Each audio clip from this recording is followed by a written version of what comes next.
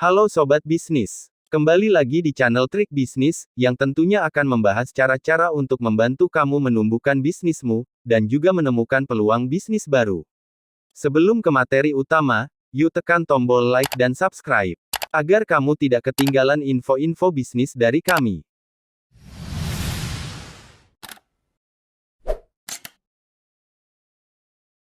Mengenal sistem bagi hasil dengan investor pribadi. Sebenarnya sistem bagi hasil usaha lebih baik dibandingkan dengan menggunakan sistem bunga.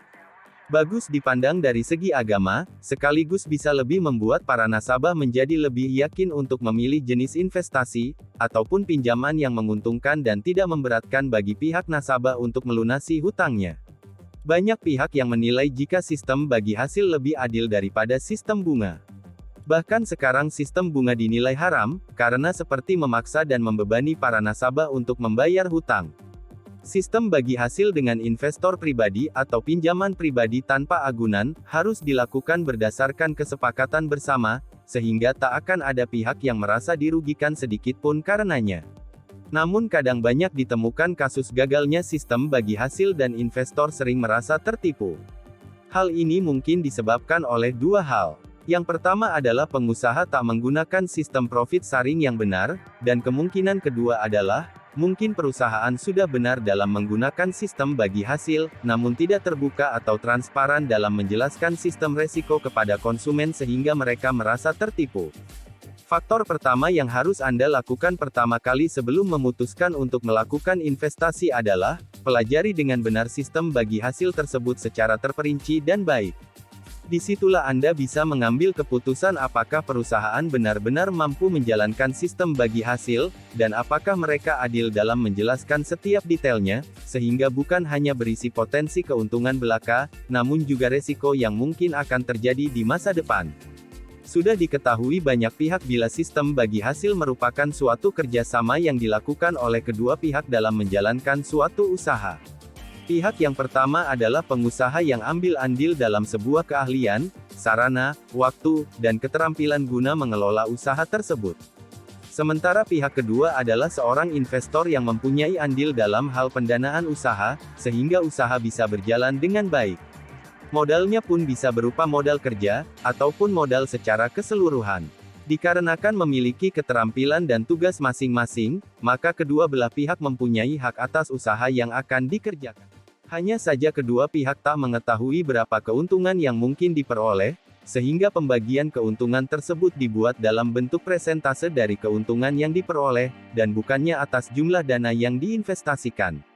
Bila berbicara mengenai kapan sebuah keuntungan akan dibagikan, maka jawabannya adalah sesuai dengan perjanjian yang ditetapkan oleh dua pihak, namun setidaknya pembagian keuntungan seringkali dilakukan dalam satu siklus usaha saja. Apabila usaha yang dilakukan merupakan sektor pertanian, maka hal yang disebut sebagai satu siklus usaha adalah, mulai dari petani menanam padi, hingga akhirnya panen. Jika usaha dilakukan secara terus-menerus, maka biasanya pembagian hasil dilakukan 1 bulan ataupun 1 tahun. Namun perlu diketahui jika tak semua usaha akan selalu untung, karena semua hal bisa terjadi dalam sebuah usaha. Jika usaha ternyata mengalami kegagalan, maka perlu dibagi juga, karena dalam sistem bagi hasil, untung dibagi sama rata dan rugi juga akan dibagi sama rata, disitulah letak dari sistem bagi hasil. Pemilik modal akan menerima resiko kehilangan, baik sebagian maupun seluruh modal usaha yang dimilikinya, bila memang usaha merugi. Sementara bagi pemilik usaha, mereka akan menanggung kerugian di mana waktu dan hasil kerjanya tak akan dibayar sedikit pun. Artinya, pemilik usaha tidak boleh mengambil gaji dari bisnis yang dijalankan. Mereka hanya berhak menerima keuntungan yang diperoleh sesuai kesepakatan. Apabila pemilik usaha telah menggunakan sebagian modal, termasuk juga gaji untuk kebutuhan pribadi, maka mereka harus mengembalikannya lagi kepada pemilik modal.